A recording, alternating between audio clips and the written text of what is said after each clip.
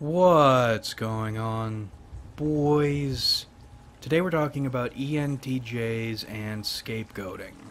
I'm on a quest to stop ENTJs getting screwed over so much, and I read an article with some sections that might help to that end. Now, the article is titled Crisis, Mimetic Desire, and Communal Violence in William Faulkner's Sanctuary. And the communal violence part is what we'll be focusing on. Scapegoating is a process of ritualized violence by which a community focuses all its building resentments and violence toward each other onto one person who is threatening to cause those hostilities to boil over. This person is always an outsider, and by merit of something they're doing or a way they're existing, they blur racial boundaries, social boundaries, financial boundaries, etc. Basically, if someone doesn't fit a mold and is threatening to bring people together, they're getting all the community's darker parts of their collective unconscious blamed on the individual, and then that individual is getting killed. And when I say bringing people together, that doesn't necessarily mean everybody gets together and holds hands. It's more about social mobility, social overlap. And it doesn't necessarily even mean, the scapegoating process doesn't necessarily even mean the individual chosen as the scapegoat is responsible for these blurrings. Rather, they become a symbol for what people don't like is happening. Then they get sacrificed to vent all that violence and return everything to the natural order. Now, how does this fit with ENTJs? Well, what do we know about ENTJs? Firstly, they are outsiders. No matter what culture they're from, they are not going to fit in all that well.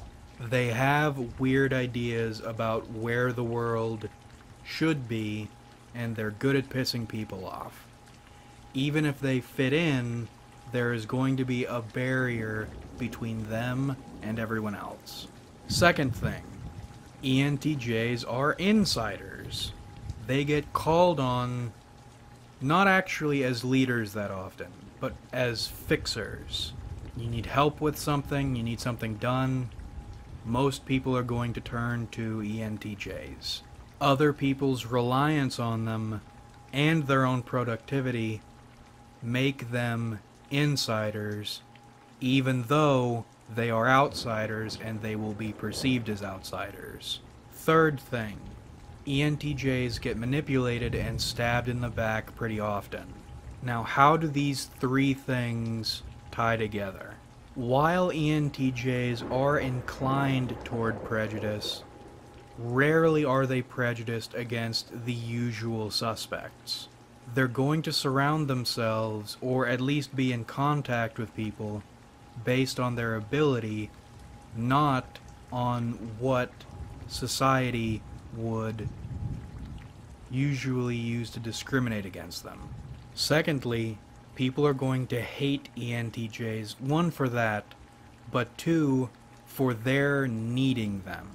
People develop a sort of seething rage when they can't just ignore someone they would rather ignore, and in fact they need them. Even though the ENTJ is helping them, they will hate them for that because they are different.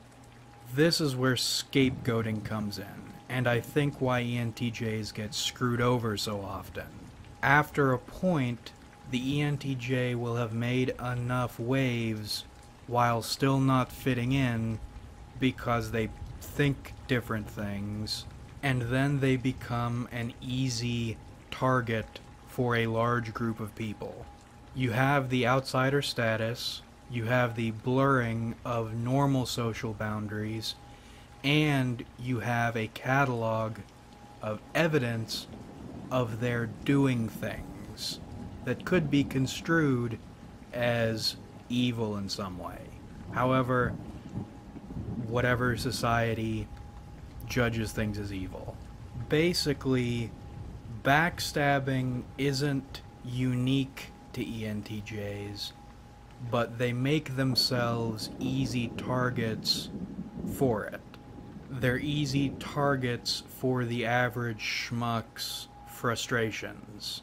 By bringing them down, communities get to vent that violence and return things to the status quo, or from the ENTJ's view, probably stagnation. The takeaway here for ENTJs is be cognizant of people's moods and reactions to your actions. It might take a while, but they are probably planning on hurting you somehow. And there is peer-reviewed evidence of this system existing, the scapegoating process. But that about rippity wraps this one up. I hope you enjoyed watching, because I certainly enjoyed making it. Much shorter one this time. Like if you enjoyed, because it helps me out a lot. Subscribe if you haven't, because we do this shit sometimes. And comment your thoughts, because I love hearing from you. Have you ever been scapegoated? Let me know. But thanks again for watching, everybody. Really, we have a lot of fun on this channel. So much fun, in fact, you can let the fun melt in your car accidentally, and then grab it and rub it on your dried lips, and accidentally fun cherry sauce your mouth. That's how much fun we have on this channel, and I look forward to doing this with you guys again in the future.